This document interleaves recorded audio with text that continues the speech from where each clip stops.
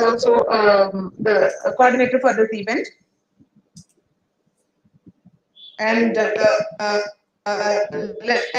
me introduce our guest. Lalit, did you start recording?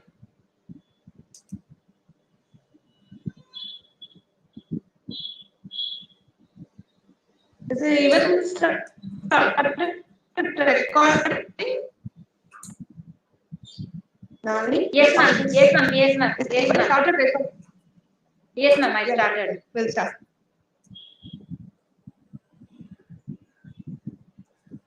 So, welcome, ma'am. She is Mrs. Doreen Robin, and she is the Director, Computational Intelligence Research Foundation. She has completed her BTech, MTech, and PhD in Computer Science and Engineering. Her research area includes parallel and distributed computing, peer computing, grid computing, cloud computing, and big data analytics. She has been working as a professor in Sri Venkateshwara Engineering College in Layala, and she has completed her PhD, and she has published a few journals and conferences in a reputed journal, and she has also been a reviewer for a few journals. Welcome, ma'am. It is for we are honored to receive you as a guest of speaker today. Over to you, ma'am. Thank you, ma'am. Thank you. Hope you are able to hear in my audio. Yes? Yes, ma'am. So nice to be with you all today evening to share the session of data science and healthcare. All right. So as we are going to go, may I know the department that I know you all belong to computer science. Which year you belong to? Can you give your answers on the chat?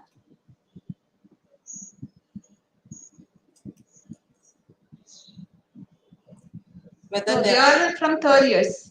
Okay. Are they allowed to chat or they aren't? They can, ma'am. They can chat. Okay. Because I'm not able to see here chat. There's only 2 team members. So if you could allow me, so I know when they were able to interact. How are you all doing today?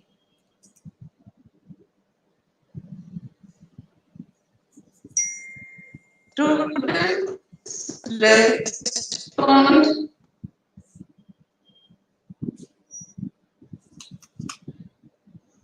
All right. Hope you're all doing well. Today is a bright day, and I'm so happy to meet you all through this platform. All right, as we are going to see the next few hours about data science, and when you could unmute your mics and speak, it will be easier for me to understand and how you do. You're all doing good. How are you all doing today? Can some of you unmute your mics and say? It's a very simple question. How are you all doing today? Yes, no? I could see 80 participants. Can you unmute your mics and speak, or you can, if you post it on chat, I think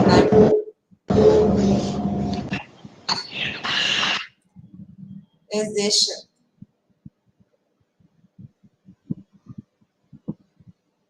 But what is that you have learned about data science? It is new, or you already knew about data science? The data science concepts are new to you, or you already knew about it. If it is new, you can share in on the chat. If you already know, you can post O on the chat. Can Nalini ma'am, can you enable me so that I'll be able to see their chat interactions? Yes, ma'am. Yes, ma'am. I'm checking. I would like to thank the entire management of VIT Vellore, especially Professor Anuradha ma'am and the entire team for having invited me to share the session on data science in the healthcare. Right, so as ma'am is trying to set it up, let's move on, and eventually I hope I'll be able to see in your interactions through the chat, or feel free to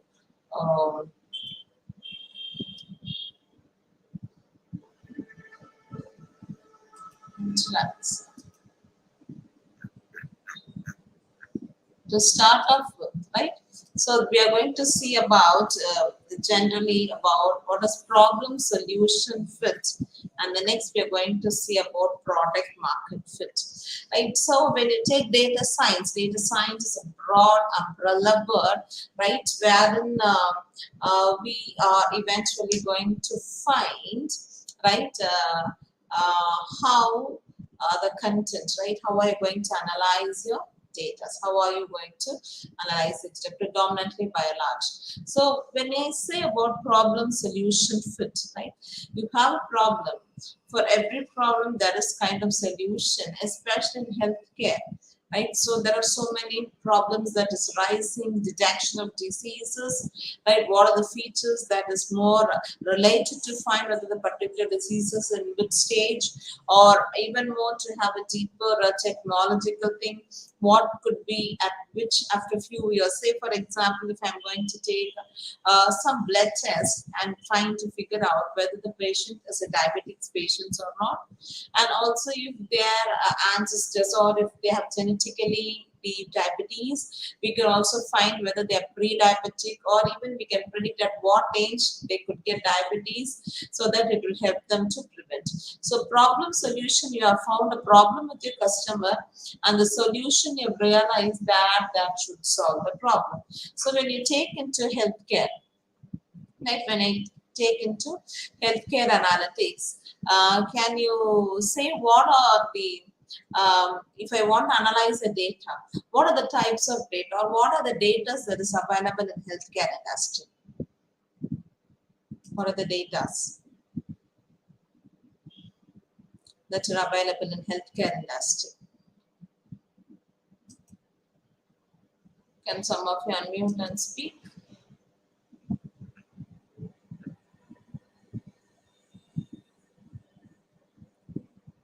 Clinical data.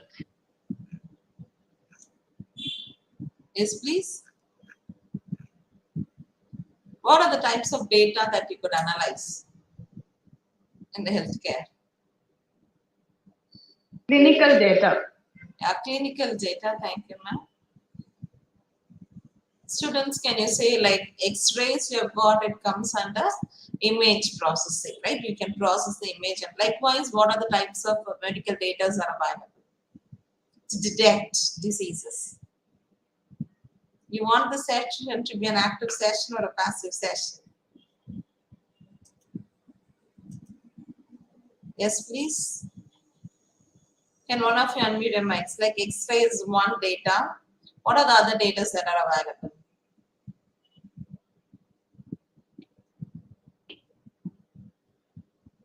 Yes. Sorry to interrupt, ma'am. Yes, Sorry to interrupt, ma'am. Ma'am, in the Teams, you have an option called the calendar, no, ma'am. In the calendar, you can see the today's event. Okay. In that, you can press the chat with the participants option, ma'am. Through that, you can chat, ma'am. You got it, no, ma'am? Pardon, in please. The I got MS the link alone. No, ma'am. In the left-hand side, MS Team, there is an option called calendar. Okay. In the calendar, it will show all the events. You can see today's event, no, ma'am? No. 8th module guest lecture team.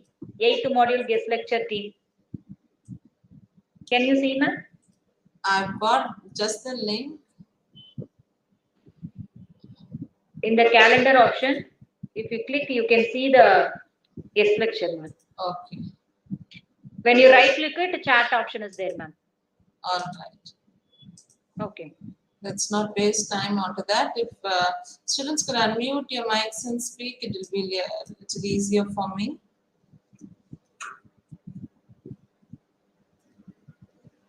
Like you have got X-rays, like CT, MRI, like PET scans and blood tests, right? If I'm going to take 100 people's blood test, what would be, what kind of data it would be?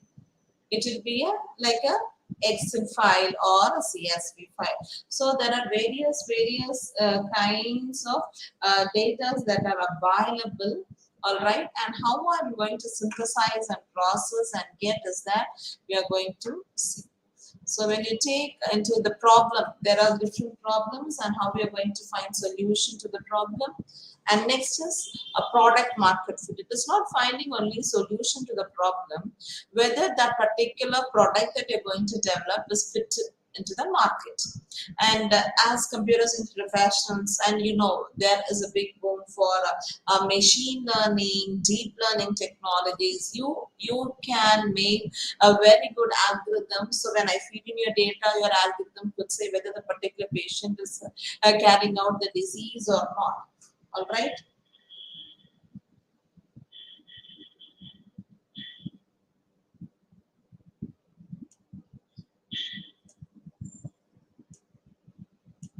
All right. And then, but how a person who has not been into it, how will be able to know? They don't know much about algorithms, right? So when I convert that particular application to be as a mobile application or a web application, so when they go in for a blood test, they get the number of the reports, and once when they get into the applications or a web application, they'll be able to figure out whether they've got a disease. Though you develop a good algorithm, how it is being, how that particular application is fit into the market. That's very important. It's not finding only solutions to the problem, whether the problem, the product that you're going to develop is fit into your market. That needs a wide spectrum that you need to understand when you come into data science, right? So when you take about product market fit, so you start with your hunch of a problem, then you do research with the customers, right? What is the minimum available product, right? Though you get a product, and if the product is so pricey, then people don't buy. Then you go on to test for different experiments. Then you find whether the product could be fit into the market, and then you scale it up. It defines for any kind of applications that you develop. It's not only for data science and healthcare, but also it works for any kind of applications that you're going to work it out. So when you take artificial intelligence, see, when you say about data science is a big umbrella word, all right? But when you take artificial intelligence, right, artificial intelligence is where that a machine is able to carry out a task in a smarter way. You have a machine that can, one of you say any real-time examples of machine is able to carry out things in a smarter way. It behaves like computer, or which enables humans to behave like computers. Yes, please.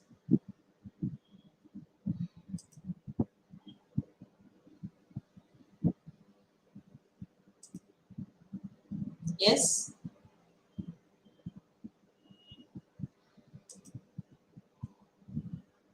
Yes, no. Can you give me one example? We have 100+ people here. Please try to unmute your mics and speak. Anything in your real-time example where a machine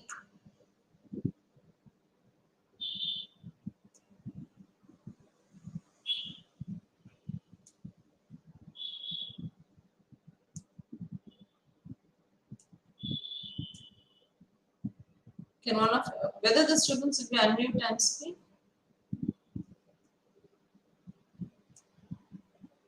Yes, ma'am, they can. Yeah. One example. Kevin, can you answer this question? Kevin? Day to day, where a machine is able to complete a task on your own. What you would like to do, but the machine completes the tasks. If you interact, then it will be a little easy for me to understand. Yeah. Somebody, you unmute your mic, but I'm not able to hear. Chauhan. Shreyan Singh Chauhan.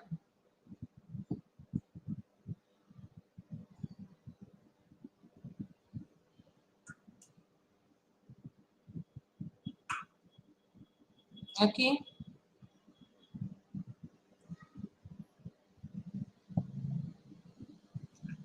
Yes, please. Okay. If you take washing machine, right? Washing machine. See, the washing machine does the task that we want to do. It is pre-programmed, right? So if the weight of the cloths are like this, what kind of what do I say? What kind of washing that it needs to be done, right? So when you take on to this, right? So when you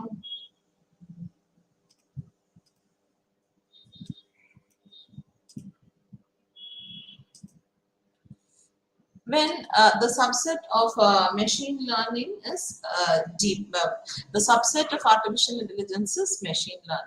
So when you take machine learning, it is based on the idea that machine should be able to give an access to access the data of them on their own, right? So that's the difference. Say for example, if I take washing machine, I have a machine where I feed in my clothes, it completes the task, it has been pre-programmed. But when you take machine learning, listen carefully, it is a subset of artificial intelligence. And the machine is able to give an access to data and they themselves learn and explore for themselves, right? It deals, especially, I want you to emphasize on one word that is called as learning the data patterns, right? Learning the data patterns. So, it learns the data patterns from the data that I given to you. Right? So it can be for any different spectrums. Right? Say for example, how many of you use Google Assistant or Alexa?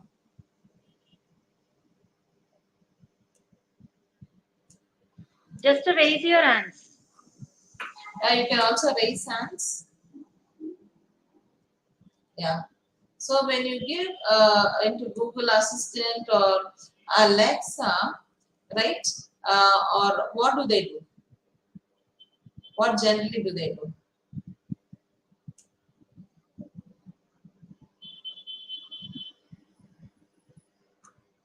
Yes.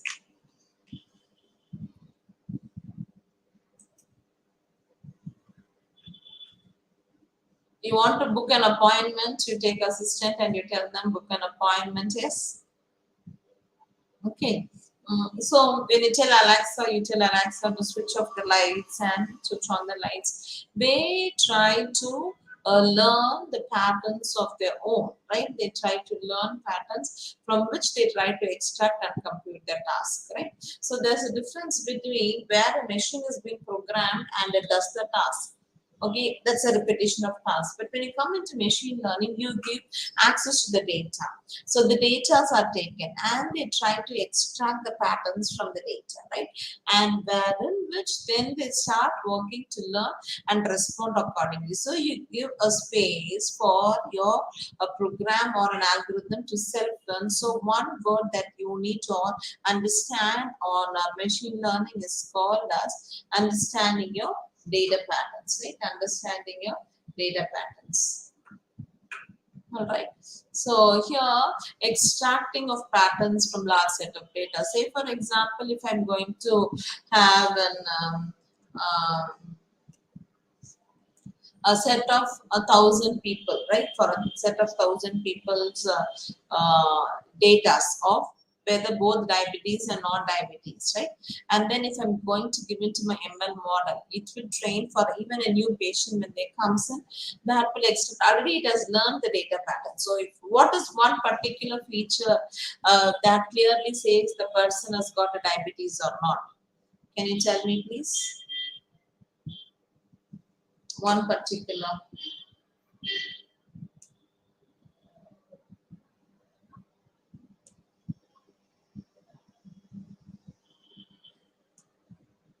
You are speaking or I'm not able to hear you or nobody is speaking. I can hear your faculty speak but not you.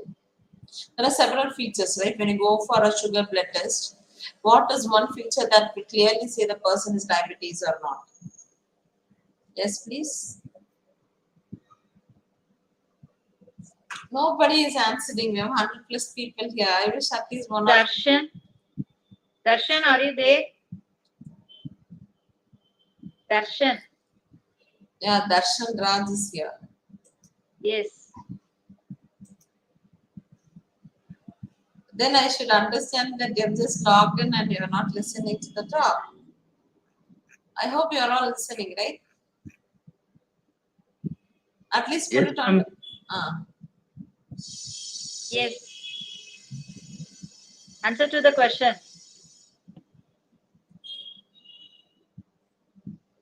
Yes. Yeshreshan, say. What is one particular feature from the blood test of both the diabetes and non-diabetes patient that will say that particular patient is a diabetes patient or not?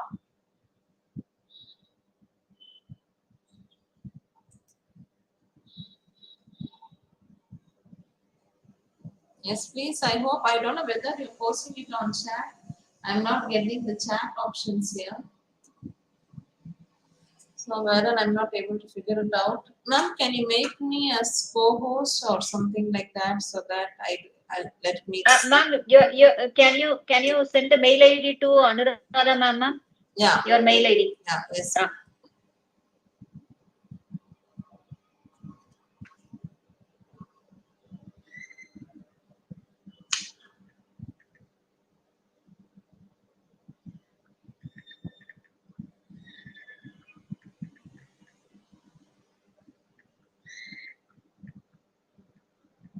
Yes. Okay, let's not waste time onto that. So the blood sugar level, right? The blood sugar level is one of the main important feature that tells a particular patient is a diabetes patient or not. Right. So when you take a machine learning, an algorithm, okay, that helps to parse, right? The parse the data. First, they do parsing of data, and then they learn from the data, and then they apply what they have learned to make informed decisions. The structure of machine learning is the same. If I'm going to feed in a diabetes data set, I'm going to show you an example of diabetes data set or a breast cancer data set, whatever it is, right? So when I'm going to feed, first thing, the ML algorithm will parse the data. And from that, it will learn from the data. I say, for example, if a particular patient has got diabetes, all right, the blood sugar level. So for normal, what should the sugar level? For a diabetes patient, what is the sugar level? It will learn from the data from which it will make informed decisions. Thus, I use it for my training and my testing data set. Once I complete this, when a new person comes in, right, when a new patient comes in, because there are so many patients who keep coming in, right? So when a new patient comes in and when they feed in their data, all right, when they feed in their data, then from which it will be able to figure it out whether that new patient is a diabetes patient or not. All right, you are able to get me? Yes. All right. So next, when I'm say for example of machine learning example is, you all see YouTube. I know everybody, you watch YouTube, right? See, when you say YouTube, when you see a particular video, eventually you can say see the next set of videos related to the video that you watch, which means there is an example of recommendation system that runs. So it makes a decision. So this particular viewer is trying to see this video, maybe the next video related to that I will be able to recommend to that person. So that's what it says, that how a particular person is able to get in, read the YouTube, it is able to give you a recommendation system. That example of algorithm that runs is called as a recommendation system algorithm. Right? I hope you all would have bought the things in Amazon, Flipkart, and so much and so more, right?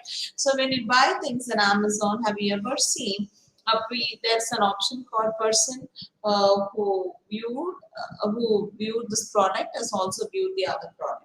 So immediately you jump and you see what are the related products. So it tries to learn, Amazon tries to learn click per person for say for a particular product. We're going to get a mobile case for a particular model, say for example iPhone 11, right? It will take all the data of people who are visiting Amazon to buy iPhone 11. What are the products that people have reviewed so much, or what are the products that people have seen, and then it gives you a recommendation system. And that is what the machine learning algorithm or the data science in which you are going to analyze with your data, right? First thing, it will parse the data, it will learn from the data. So the next time, after maybe a week or so, if you're going to try to find out even the same product, right, it would have been enhanced with the new set of people who have watched through the same algorithm. So same product, what they have seen to it.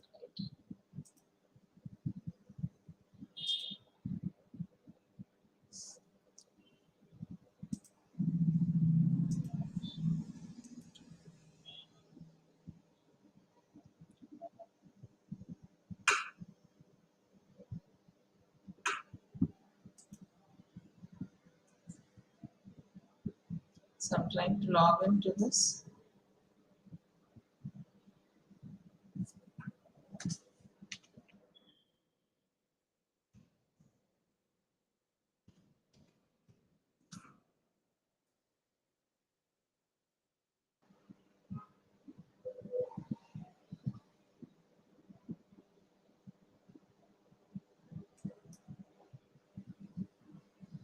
Right, until it gets into it.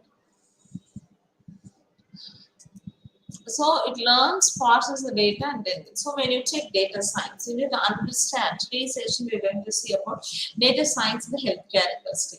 You need to understand what the business is all about, what the business needs. All right, what the business needs.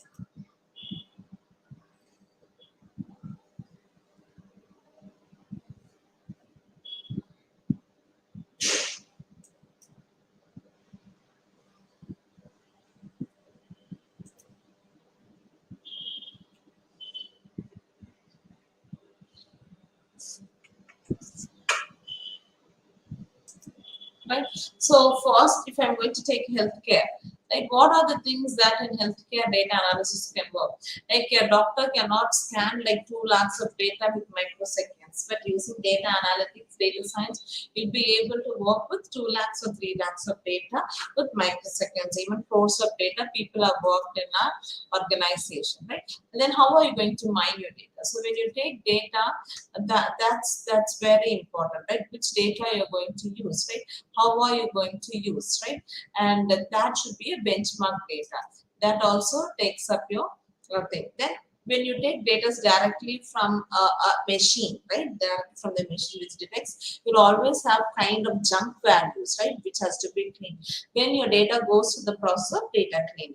Then data exploration is that how you are going to take a data, how are you going to analyze the data, how are you going to view the data is all about, what are the data sets, right? And then from which we will be going in for feature engineering, where in feature engineering you'll be able to find what are the features that are best associated to find, say for example, health. Same thing, I'm going to take the diabetes. So if I'm going to have, and I'll show you a benchmark, the diabetes data set, right? So this is the machine learning repository where you can get, when you start trying to develop data algorithms for any kind of applications, right? You can go in for this, right? I hope you're able to see in my screen.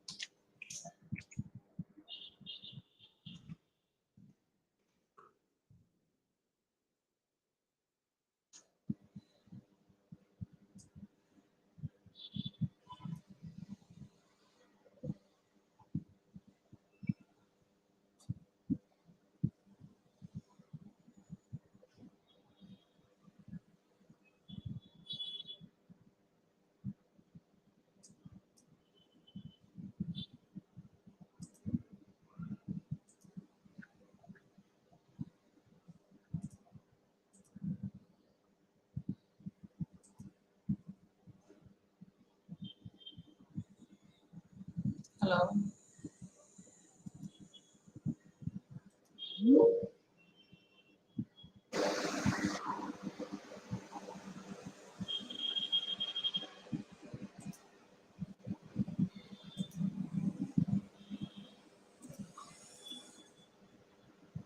Hello, ma'am. You are able to hear me? Hello. Yes, ma'am. You're audible, ma'am. Now. Yeah. Sorry, Now ma'am. you're It audible. went on after the invite. It Okay. went on. Sorry for the Okay. inconvenience. Let me Okay, continue. ma'am. Yes, ma'am. Yes, ma'am. All right. Sometimes it always happens. So we need to. Okay, ma'am. Okay. I'll share my screen. Ma'am, can you allow me to share my screen?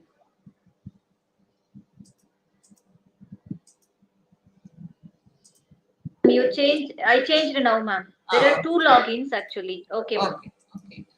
Okay. This particular login, what I joined now. Okay. Okay, ma'am.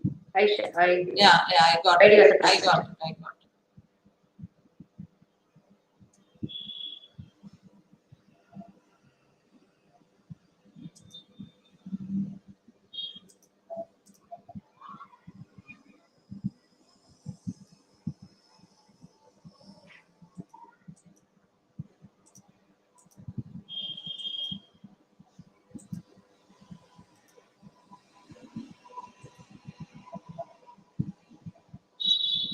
I'm not getting the share tray, ma'am.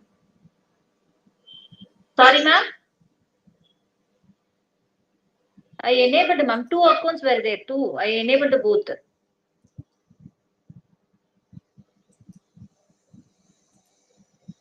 What happened, ma'am? Yeah, now I got it. Okay. I hope you're able to see my screen now. Yes? Yes. Okay. So, when you take data science, right? So, when you take data science, here you work with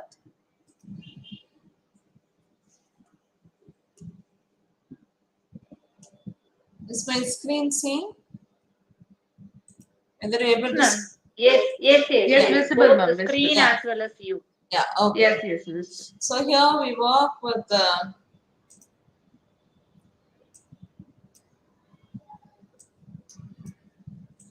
we have to take the business understanding what we are going to work on with, and then we have to mine your data, clean your data, explore, then what are the features that you want, then we develop a predictive modeling and visualization of data. So when you take data science, it's an interdisciplinary word that uses scientific method, the processes, the algorithms, and the system, right? Different methods how you're going to extract the knowledge. Both you can use structured data and unstructured data, and you can apply knowledge to them and how we are going to broadcast to them, right? So basically, as I told you in the first, how are you going to extract the data from the content, right? How are you going to extract the data from the content? Then here, to work on with us, there are different packages on data science. The first package is called as NumPy. That stands for numerical Python. Next is Pandas, Python for data analysis. Matplotlib is for visualization. And Seaborn is also another tool for visualization. Scikit-learn, this is a package for to work with machine learning algorithms. Okay? To work with machine learning algorithms. Right? So, how many of you have worked with this? How many of you have worked? Raise your hand, guys. You have You can worked raise now? your hands. Yeah, now I Raise can your see hand. some chat. You can post content on chat. I think I'll be able to see to it.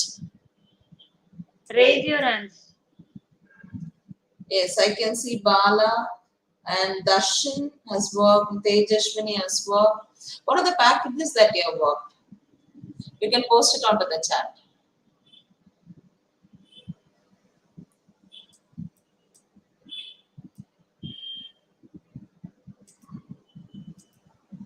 You can post it onto the chat.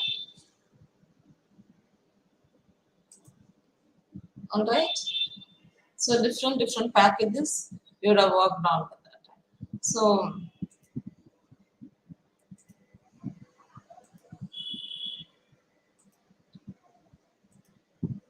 now moving on to it, right? How are you going to work with your data analytics? There are four kinds of analytics. One is descriptive analytics, second is diagnostic analytics, and predictive analytics and prospective analytics. So whatever is my data, right? Whatever is my data, how am I going to work on with my data, right?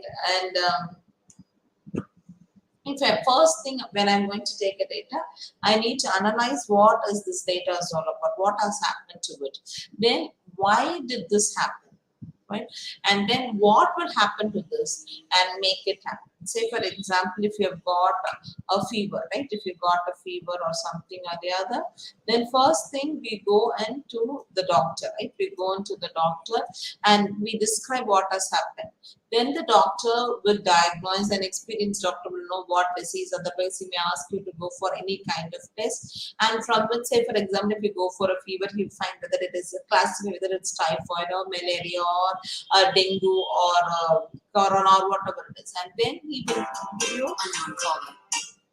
Then he'll give you the data or medicines and he will predict at the end of your diagnosis what is it all about. And then he will write it on a prescription, right? So if you take this medicines for malaria, these are the precautions to be made. For typhoid, these are the precautions for corona. So same thing, the data set in data science, today we are going to see about healthcare. Whatever is the domain, the skeleton remains the same. How are you going to take in your data? How are you going to analyze your data, right? And how are you going to predict, right?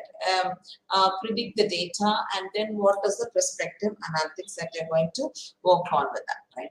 So in predictive medicine, 80% of the hospital leaders feel or they believe the future of the care could be more improved using predictive analytics. So predominantly today we are going to see about predictive analytics, and 31% hospitals have started already using predictive medicines for more than a year. When you take healthcare as a very important domain for predictive analytics, it's one of the important topics. So you use historical data and learn from it. Again, I want to say the word data patterns, trying to find the data patterns and to make accurate predictions, right? Accurate predictions out of it. So how are you going to find the correlation or the association of symptoms? Say for example, what is the symptoms for corona? What is the symptoms for corona?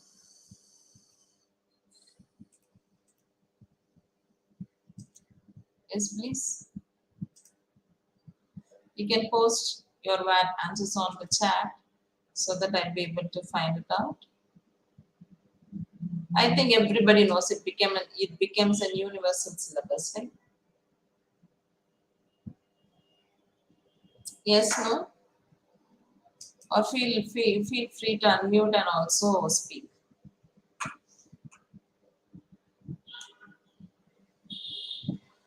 Yes?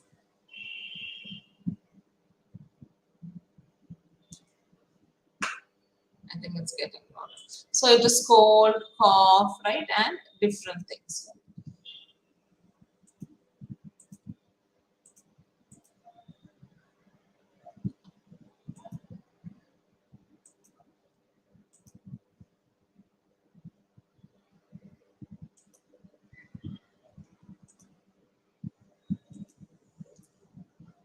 And what are the habits? For lung disease, they find whether they are smoker or not.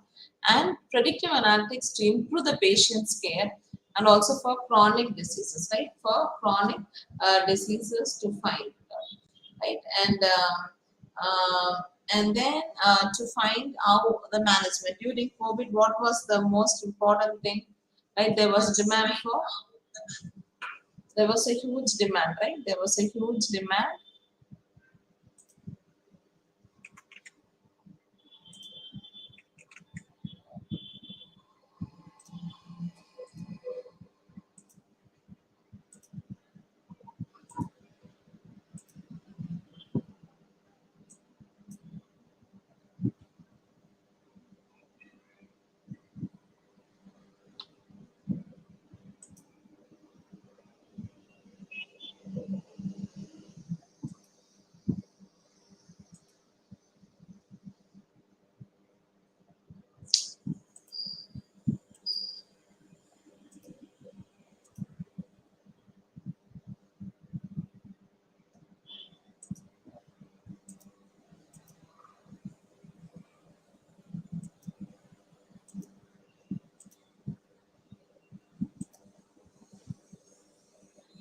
All right.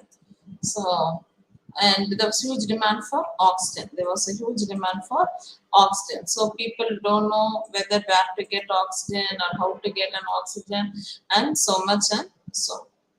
And then when you take for sometimes there's a huge demand for blood, right? There's a huge demand for a blood. How the blood has to be taken. I hope my screen is seen to you. Yes, no? Yes, ma'am. Yes. Okay. And then when you take with hospitals, they can predict the deterioration of patient's health and provide preventive measures to take early. And that's what even a pre-diabetics patients could be found whether they're going to get diabetics in the next few years, and also how is the diabetes level for the past 3 months. Also, these are the investigation the medical report does, and also using pathology images, right? That's a very good data set to work on with. So it improves the monitoring on the logistics supply of hospitals and paramedical department. So there are two things. One is data analytics and data scientists. So data analysis is the first step, and data scientists where you start developing your predictive model. In IIT Mandi, right, they have developed an artificial intelligence based, right, and monitoring applications for COVID-19 patients. So during COVID, most of them were not allowed inside, right? Most of them were not allowed inside. And then the people do not, but they want to know how people are there really in their hospitals. So then they made to develop an application so that the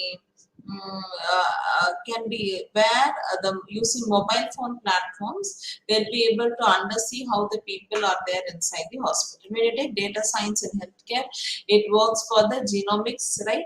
And also for the data management, it works for the drug discovery. Every day new diseases are coming, and also providing virtual assistance. How will they provide virtual assistance to their patients, right?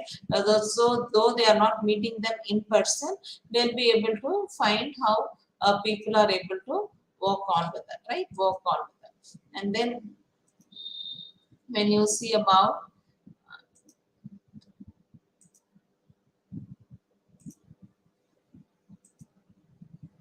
for predictive analytics and also image analysis. I'll show you examples of image analysis. So how are we going to work on with that? So we have to define the problem, then you have to gather data. Gathering data is very important. How are you going to gather your data, right? How is that? It's the correct data that you're going to use to develop your algorithms, right? And then how are you going to evaluate different ML models? So when you want to develop any algorithms, right, at least try to work with 3 different algorithms for 3 different data set, and from which you'll be able to find it out how it works, right? Then select the model, then you apply. So today I'm going to show you the data set of a breast cancer data set that we have been taking it from UCI Machine Learning Repository, right? So there are 2 tumors. One is benign, one is malignant. Benign means the cells are not cancerous. Malignant means the cells are cancerous. So for that, I'm going to take Wisconsin data set. Wisconsin breast cancer data set. So first step is how do you take the data set? Is my data set screen being seen to you all? Yes? Yes, ma'am. Okay, Yes, thank you. ma'am. Okay, your ma'am is unmuting and speaking. Why not the students, right? I wish the students could speak so that we could try to have an interactive session so that it will be easy for us. All right.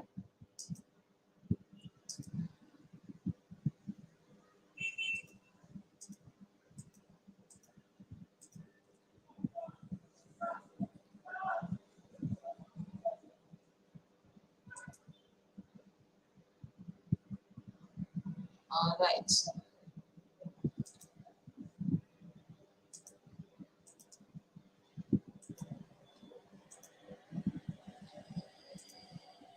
So this is the data set. So this is taken from the University of Wisconsin, the Computer Science Department. So they've taken 569 Okay, instances, rows and 32 columns. It is contributed in the year uh, 1995. 1995. So this is my target. So when I'm going to develop my prediction model, I'm going to work with my target. So if the particular features are like this, whether it is the diseases is there or not, all right. And then I'm going. There are 10 real value features are computed for each nuclei. So when you say this, how have they taken the feature of this data set? Features are computed from a digitalized image for needle, right? For needle, fine needle of breast mass. So from there, they have taken the characteristics of cell nuclei, right? They have taken the characteristics of cell nuclei, and from which, right, they have been classified into these three planes, right? So here, this is my target variable. So diagnosis is my target variable, and I've taken it from UCA machine learning repository, which is a benchmark data set, right? Which is a benchmark data set, 569 rows. From an image, they've converted to be as a CSV file, right? They've taken it to be a CSV file to work on. All right. So I will show you.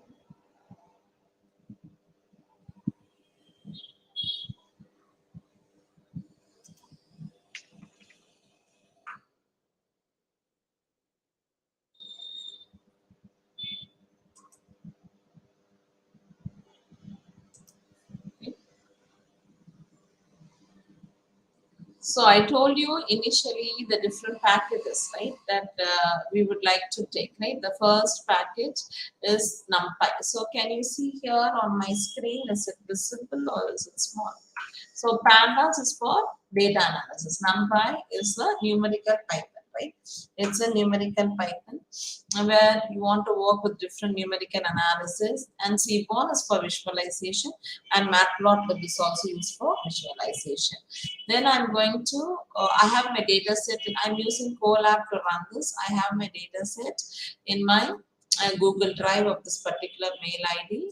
And then from here, I'm trying to mount my data set, right? That where it resides on my Google Drive, right? So once I mount my data set, once it is approved, right? Once it is approved,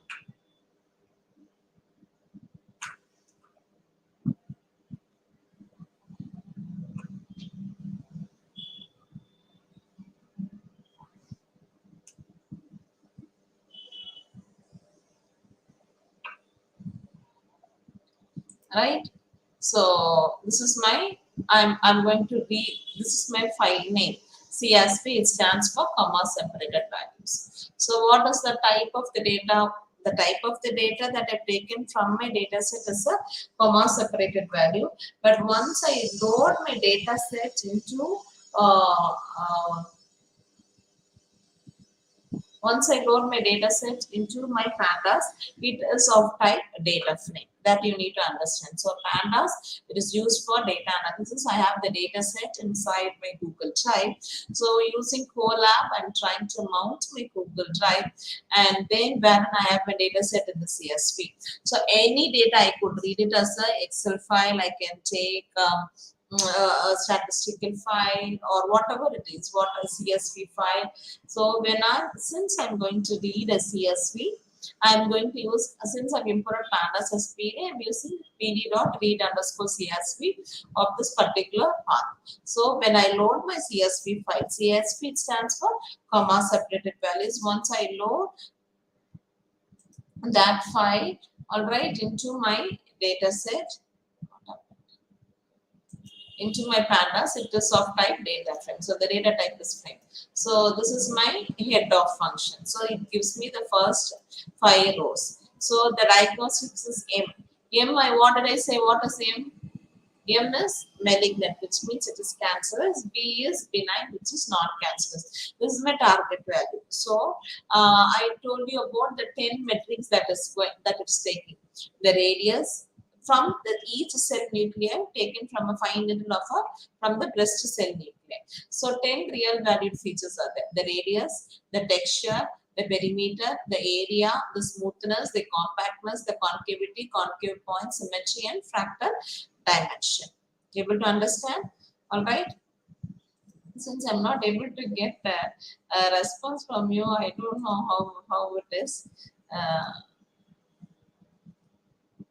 Guys, respond. Mark, please put it in the chat. Because I always love to have an interactive session. If you have got, whether you're able to understand through this.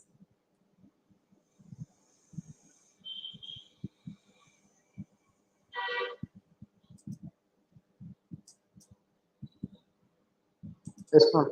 Okay, thank you.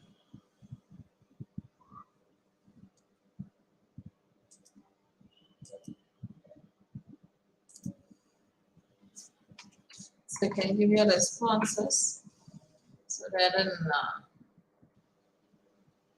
I'll be able to see when you give some response. So here, when you take it, right? So 10 metrics are there. So 10 real valued values are there. So here I told you, right? The radius, the texture, the perimeter, the area, the smoothness, all right, the compactness, the concavity, concave points, and so much. And it will have mean, then the worst, right? So 3 values are there. So each factors I'll show you. So df.a will show me this is what is my first analytics, which is my descriptive analytics. Trying to learn what is my data is all about. All right, what is my data all about? Say for example, if I'm going to give df.columns, there are different methods and attributes, right? The head and tail are methods. These are attributes. Can you see here? Radius mean, yes. And for the same, after the 10th variable, you have got radius, standard, and then you've got radius first. So 10 into 3, it is 30, and 31 is diagnosis, the ID, and the unnamed. So I've got 569 rows and 33 columns. I told you, right? We have 569 rows and 32 columns. So 33 is something called unnamed. So we can drop it. So can you tell me if I'm getting df.shape, I'm getting the rows and columns. What is the size? How I'm deriving with the size? Can one of you tell me, please?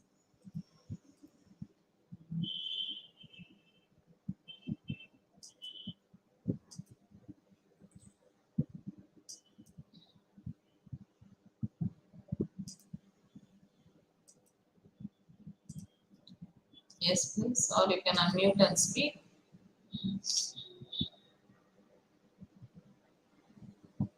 Rows into columns. It is the Rows. rows and columns, right? The multiplication of rows and columns. So this total number of cells that we have. So when I have got df.columns, then data type. So what is the data type of each column? So only diagnostics is of object, that is M and B. M is malignant, B is benign. All right. So benign, it's okay. Malignant, it is cancerous, and others are integers and floats. So these are different methods, right? But the values inside my, say, listen carefully now. I took a CSV file. When I took a CSV file and posted it onto my pandas, it becomes like what it is. It becomes a data frame. The values inside my data frame is of type NumPy array. All right, it is of type NumPy array. So how many dimensions? I've got 2 dimensions, right? So df.describe of this function does your descriptive analytics. This function does your descriptive analytics, wherein it tries to find, right, the count of each column, the mean value of each column, the standard deviation, the minimum value, the maximum value, top 25%, 18%, and 21%. 70%. So 50% is your median, right? So all the computations are being done in one. And also, if I want to figure out, right, how many really in this entire data set, so I'm using Seaborn here, right? I told you, right, Seaborn is used for data visualization. So out of this 569 instances, so how many malignant, how many benign? So I could write an inference that in this data set, the number of people with cancerous are less in comparison with non-cancerous, right? M is, what did I say? What is M? It is cancerous. B is non-cancerous. So when I say M is cancerous, B is non-cancerous, M is less than the benign. So with one function, how many ever is your size of data, you will be able to take in your data and have it for your visualization. Yes. So this I plotted using Seaborn. Right? This we have plotted using Seaborn. If you want to have a different color palette for each, then we could have it, right? So I have it as EF here.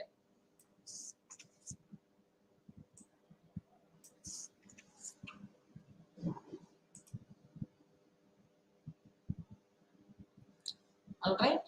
So whatever the color patterns, the values that you give, you'll be able to get it out. Alright. So there are also different kinds of visualizations that you can do through this. Right?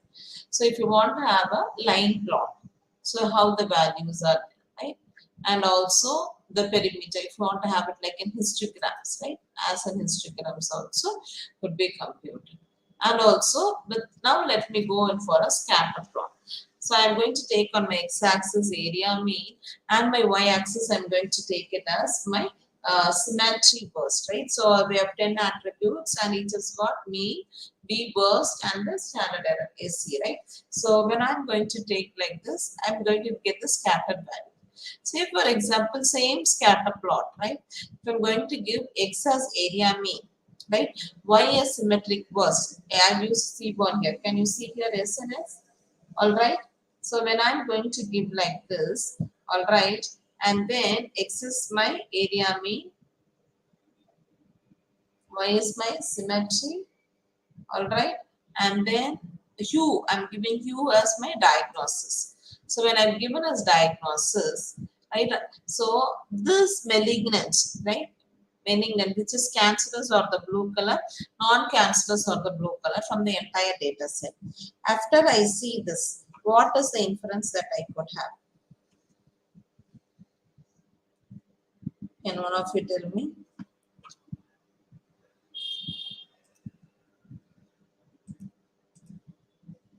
What's the inference?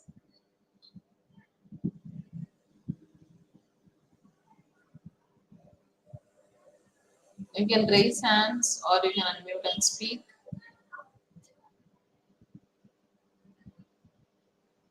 What's the inference?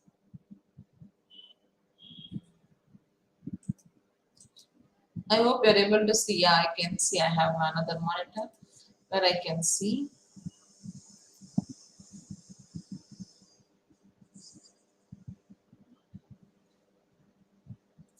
Yes.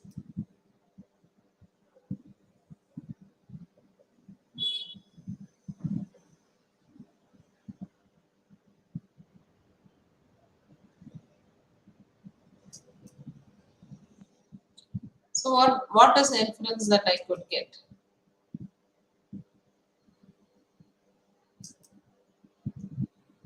Hello? You can give your response on the chat or feel free to unmute and speak. There are 100 plus participants here. I wish to get some response.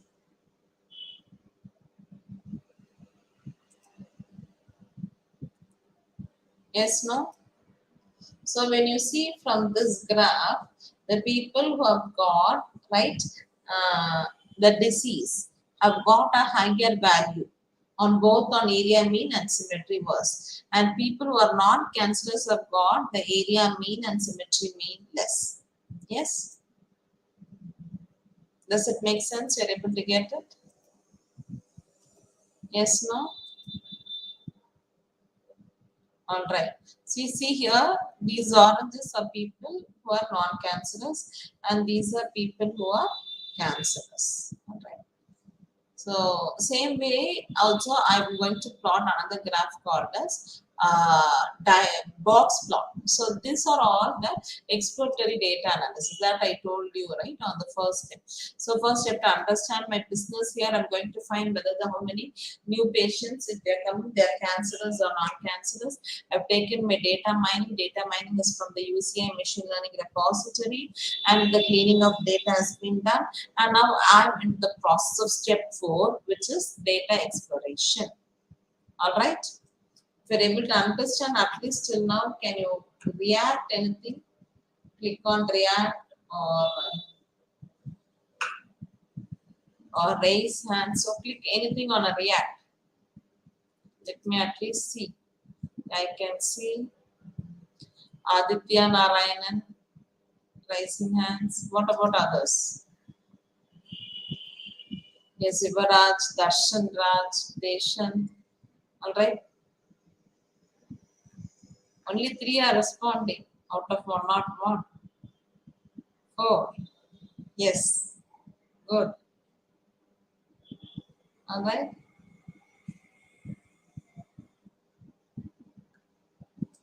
Okay. When you take a box plot, right? When I'm going to take a box plot here, see what is the influence I've taken on my x-axis, whether malignant or benign.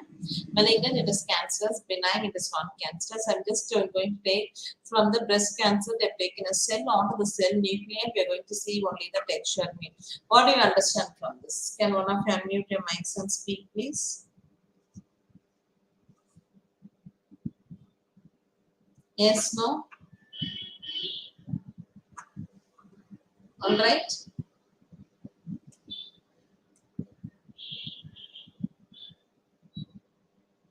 Okay, people with cancerous has got a higher texture mean than the people who are non-cancerous,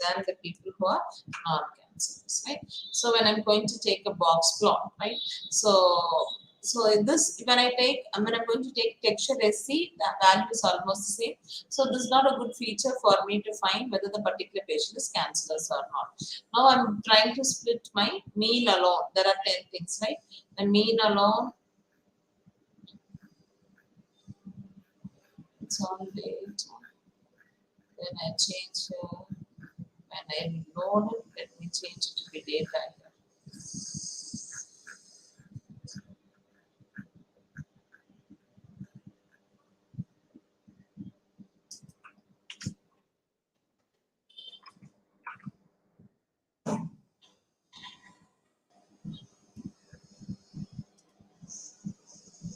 Alright. So I'm going to split my data into a mean alone. I've taken the mean. Now if I'm going to implement a pair plot to find the correlation, right? To find the correlation. So how the correlation between the different 10 means and to the 10 means, how does it going to work on with? So diagnosis. And also the columns, when you're going to call, it is case sensitive.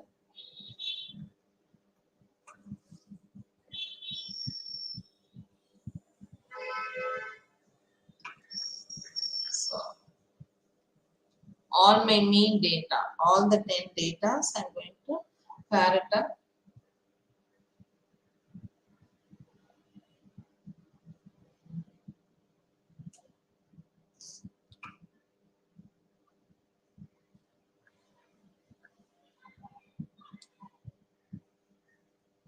So it is getting loaded. I'll let you know this step here. So we define the problem, we have gathered the data, all right, and then we are going to develop a prediction model, right? We have to develop a prediction model here, all right. So for that, to work on, these are my set of data. These are my set of data here, all right. So different mean, the SCs and my worst, right? So diagnostics is my target that I'm going to develop, right? That we are going to develop. And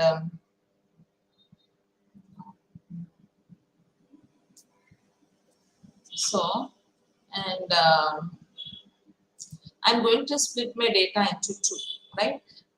Y is diagnostic. So here I've got my output for my.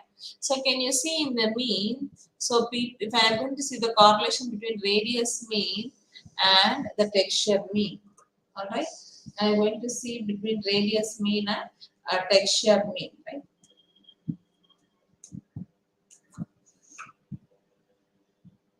So X, I'm going to have everything, right? Other than I'm going to drop my ID, the diagnosis and other things. But on my X, I'm going to have all the features. Can you see here? I've removed my ID. I'm going to have all the features. On to Y, see, if I'm going to have Y is going to have my target. What is my target here? What is my target here? Target is my diagnosis. Target is my diagnosis. So I have my data set here.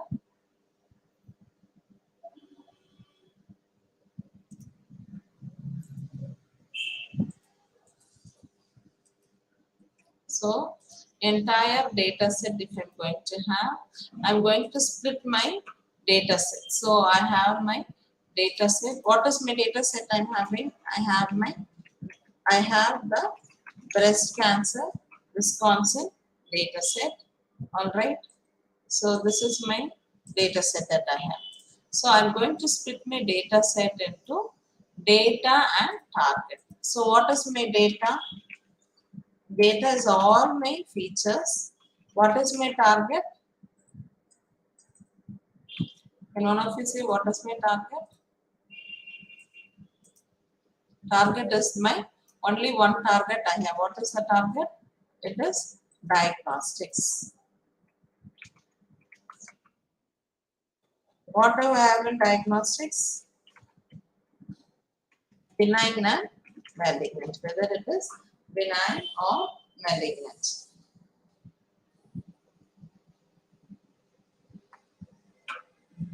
So after I split my data set into two, so here I could see I'm going to have it to be data, and again I'm going to have it to be target. Is it clear? You're able to see now? Yes? Yes, ma'am. Okay. So after I split my data into data and target, so I'm going to figure it out how it is going to work. So in my data set, X has got all the features, the 30 features. I told you, right? 10 parameters, 10 into 330, and Y has got only whether it is malignant or benign. So this I've already showed you how it works, right? And from the first 10 features, right? The first 10 features I'm going to split. These are all I'm trying to understand how the data is being there, right? And from which different kinds of plots could be taken. So X is diagnostics and Y, and what is my variable names, right? And then when I'm going to take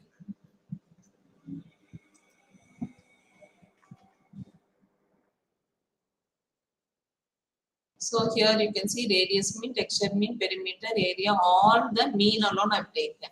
And then I'm going to figure out the violin plot with all my features with and without. With and without.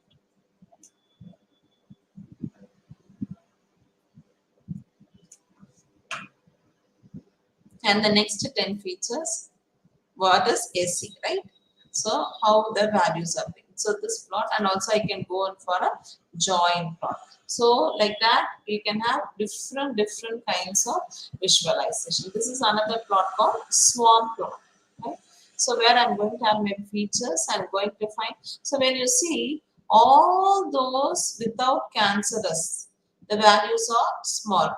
But when the values are big with non-cancerous values. Non-cancerous values are, the values are small. So it is not only developing, how are you going to use it, right? How are you going to write inference, right? That is very important. That is very important. So, able to understand through this? So, and then we have to split the data into data and training data and testing data. So here the CBOR Excuse me, also allows. Yes, please. Yeah, just now you showed the swarm plot. Yeah. Can you explain how to analyze that plot? Yeah. So when you take a swarm plot here, see in my x-axis, right? I've taken the different features. On my y-axis, the whether how many diagnostics. The X has got features, and Y have taken my values onto this, right? The values of my worst. The third segment. There are three segments. One is main, others is C, and the other is worst. So, and here I've given, listen carefully, and I've given hue here. Hue is diagnostics. What does my diagnosis column has? What does my diagnosis column Benign has? and malignant. Whether it is benign or malignant. So here, whenever it is benign, it is non-cancerous. When it is malignant, it is cancerous, right? So here you can see B and M here. All right. So when I'm going to take the entire values, I've made the standard deviations and all the concatenations, and here I've done my PDF meant off with my diagnosis and the feature. When I'm using the swarm plot here, what does this orange color denotes? It is benign. So the value of these 10 features that I've taken, can you count this? Radius burst, text burst, perimeter burst, right? All these things, when the value is low, then the particular patient is not cancerous. When the radius was the value is more than 0, then the particular person is cancerous. From this, you will be able to figure out, all right, what are the features have got a strong correlation to develop an ML model that from which you'll be able to find out which of the features alone will be taking it for your machine learning algorithm. Other features will be able to drop it down. But when you take these two things, right, symmetry, worst, and fractional, it is kind of mixture, which is not a clear demarcation. But rather the other 8, we can see a very clear demarcation. Yes? Yes, ma'am. Thank you. Thank you so much.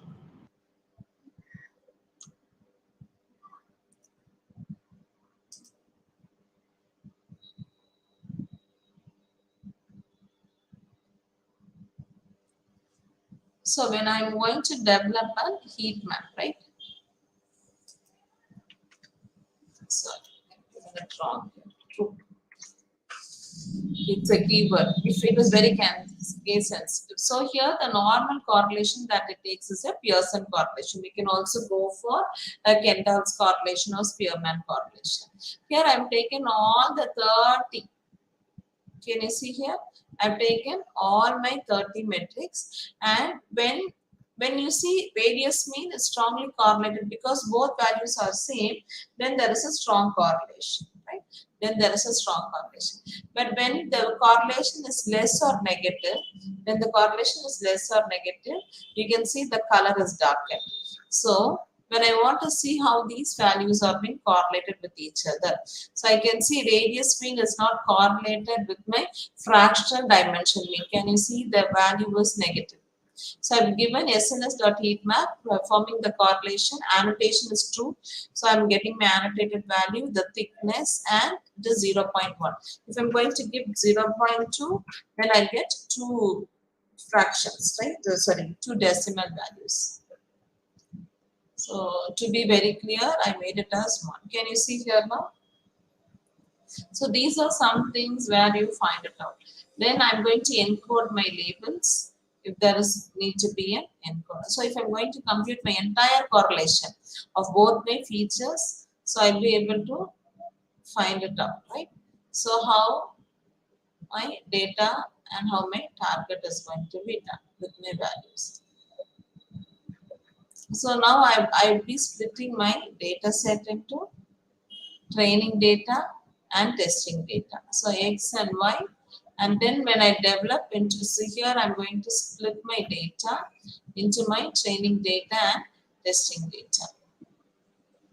And then I'm going to split into my, so from here first I split my data and target, right? So data and target, again I'm going to split them into training and testing.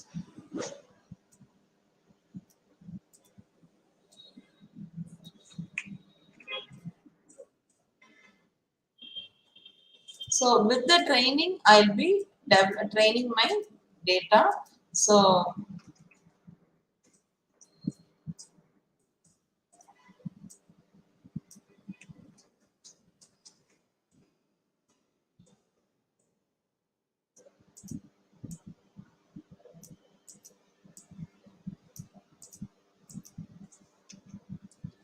So here I'll be having my data train and data test. So I'll feed, it has got the SkyKit algorithm where it has got the development of a machine learning algorithms. Will have a package wherein I'll be splitting them into data train and target train and data test and target test. What I have in my target, I'll be having my target, I'll be having my either M or N, alright, and in my testing, I'll be having target also M or B. M is malignant, B is benign. Here, I will have all my 30 features on my training and testing that I've taken from this, the 10 features associated, alright, 10 into 3, it will be 30. Then I'll be developing a ML model, right, the machine learning model. Right, this machine learning model could be a set of algorithms. This machine learning model will be my set of algorithms, right? So, and I'm going to take the ML model here. Say, for example, this is my ML model. I'll be feeding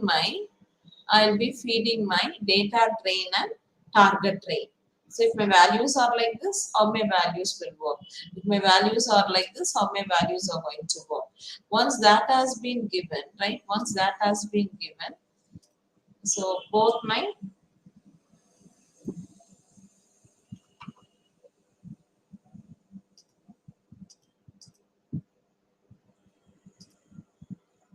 so from this,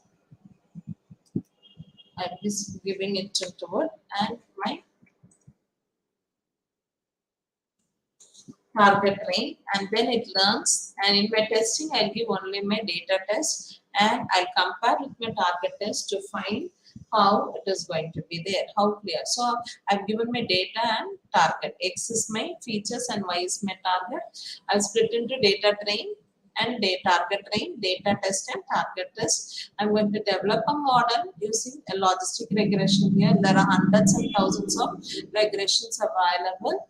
Alright, and then there it will take only my data train and target train, from which it will try to learn the data patterns. For my predicting, I will be giving only my feature, right? Only the test features that will predict. Already I have my original result here at PyTest. Both will compare and then tell me how accurate it is. So for this model, I've got 97% accuracy. Alright? Yes. So this is how you develop a machine learning model, right? This is how we develop a machine learning model and development of classification. All right. Any doubts till now?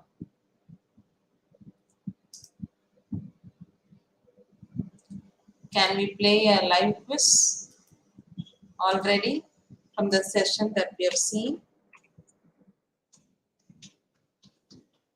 Yes. I'll be sharing a link now. All right, you can join them through the link, or you can just like that. I'll share my screen now. Only simple questions from today's session.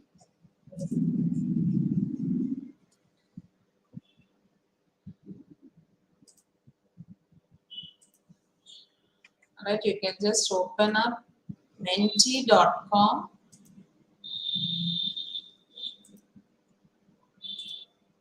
and then give the code that comes on your screen. 57251916. Can you please? 57251916. Using your mobile or system, there is no registration, anything. Just type menti.com. Yeah. One player is joined, 2, 3. I want everybody to join. 100 people are there. Kindly join. I have not started it yet. Once you start it, you will try to know.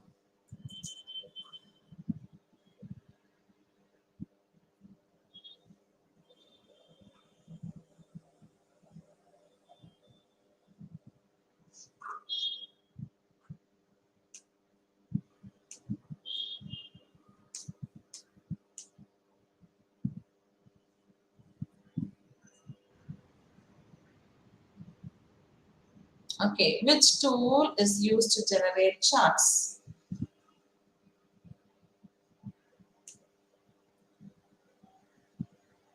Fourteen of you have responded. 15. What about others? Yes, most of you have given the right answer. That is Matplotlib. Right. What about others? We have 100 people here, but only 15 have joined. Let's see who's the winner of the first round.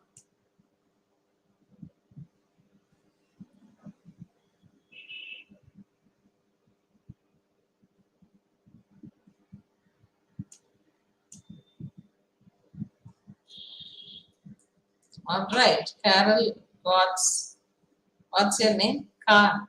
What's up or what was your name? I don't know. Give your correct name. Like 31 players are ready. Shall I wait for others to join? Kindly do join at least from the next question. Yeah, 30 players, which means only 30 of you are listening to the session.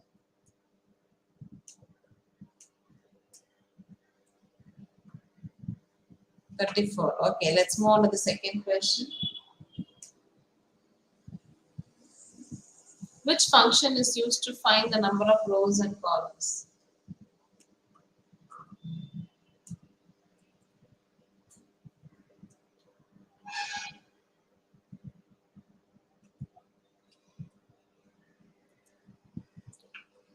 $35. I want everybody to join. Still the code is on top. Yes, shape is used to find the number of rows and columns.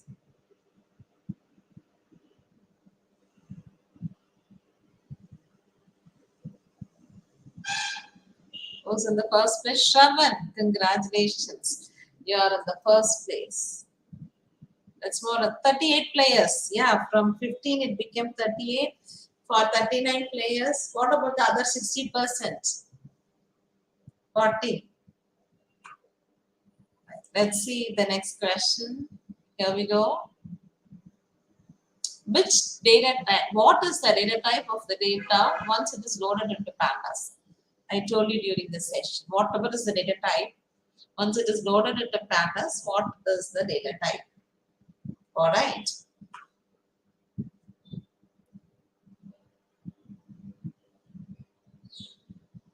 It is data frame. Well done. 30 of you have given the right answer. Let's see who stands first. It is also who gives the right answer and who also answers faster. The winner of this game should share your experience at the end of it. Siddhartha, congratulations, Siddhartha. Let's move to the fourth question of the day. Prediction model. We saw about different things, right? Data analyst, data scientist. Prediction model, whether it is developed by data analyst or data scientist or none of the above.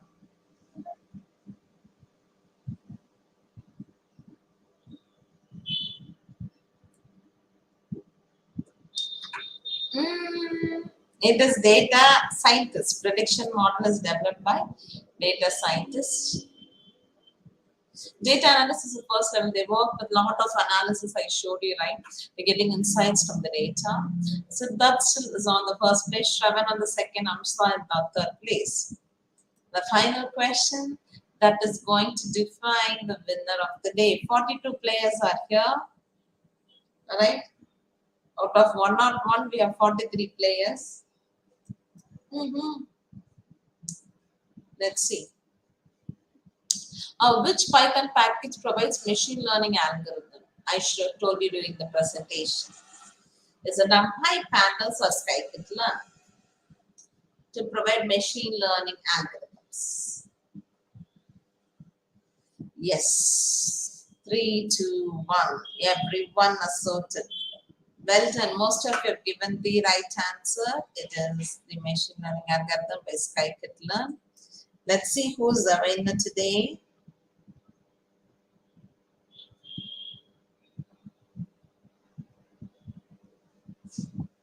It is Siddhartha. Congratulations, Siddhartha.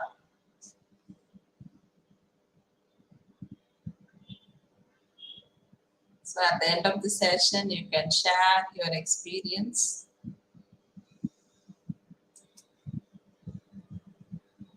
Did you learn something new, or how was today's session for you? I know there was some technical problems that we had. All right.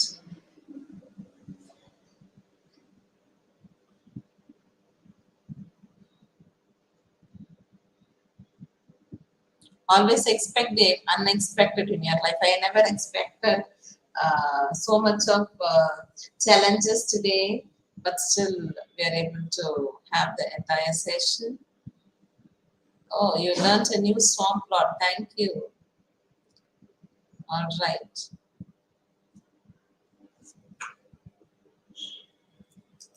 And to start off with our profile, right? We are a Section 8 company where we have registered under Ministry of Corporate Affairs, Government of India.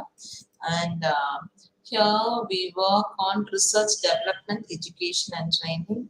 After the session, we have got an internship interview with the students of SRM College, right? So our vision is to contribute to nation building through innovative mentoring and research-driven transformation.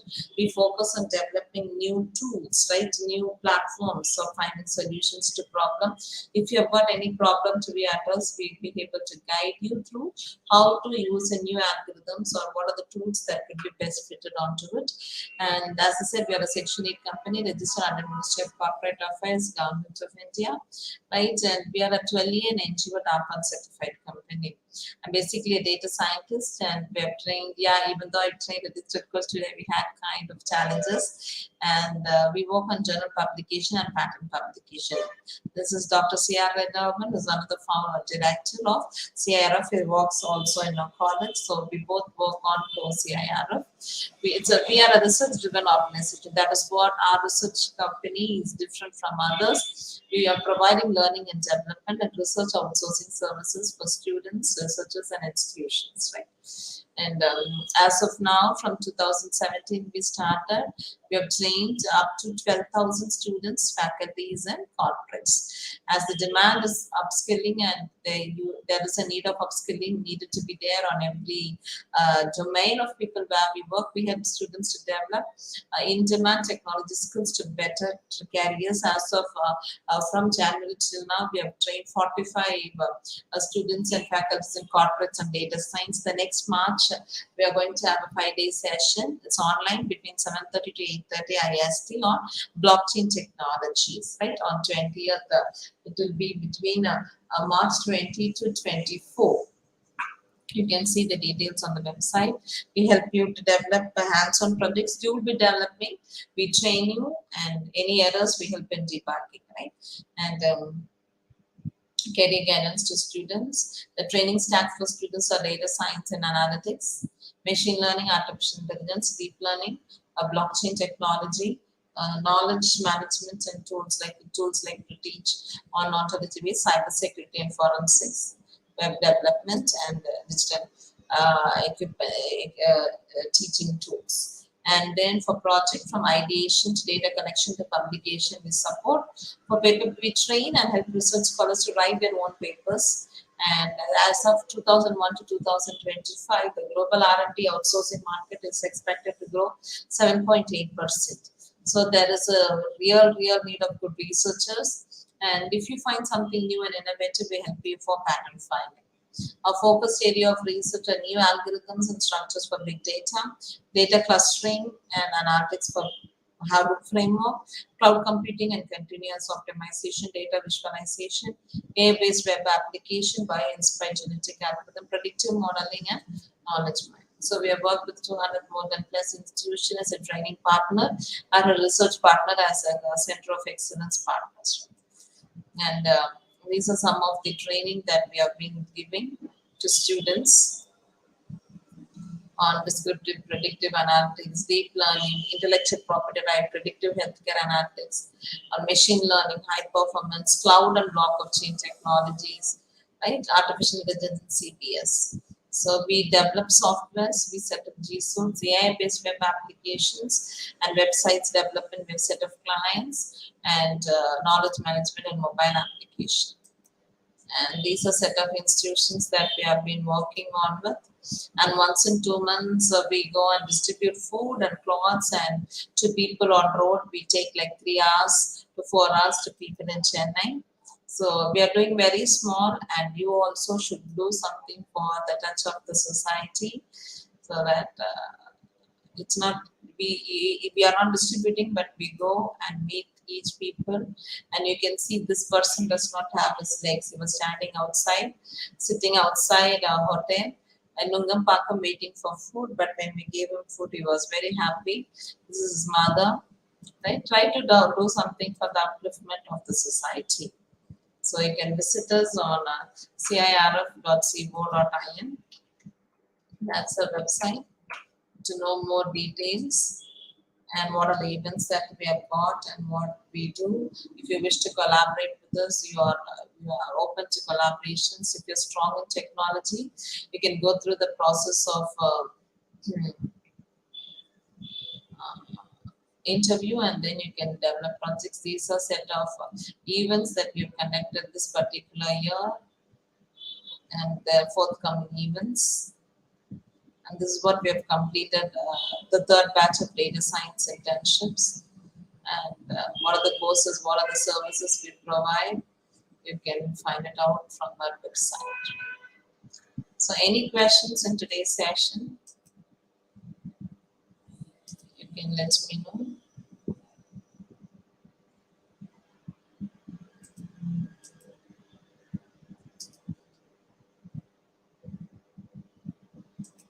It's time now for the winner to share his experience. Siddhartha, you're here? Siddhartha. Yes, ma'am. Yes. Good evening, ma'am. Good evening. You are the winner today, so we'd like to get your. You are the hero of the day. Yeah, this session was the session was very good, ma'am. Learned this new plot called swarm plot and how to like understand that plot. And yeah, All right. it was very good. So you can get connected with us. Thank you, Siddharth. You connected with us. This is my LinkedIn profile. You can see Doreen Robin and also the company's thing, right? Computational Intelligence Research Foundation. So you can get connected with us if you want to develop some projects, and when you want to work with us, feel free to work with us. And on Instagram, you can find it as CIRF Chennai. This is our Insta ID. I'm not able to get the chat access, but rather I will share the screen.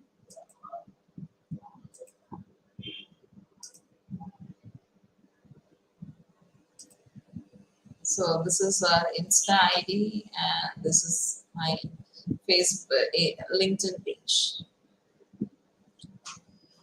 Right. Any questions you could ask?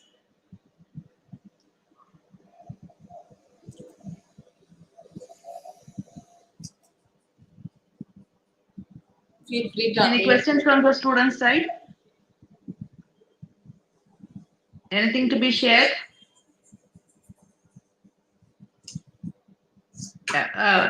If no more questions, shall we wind up the session?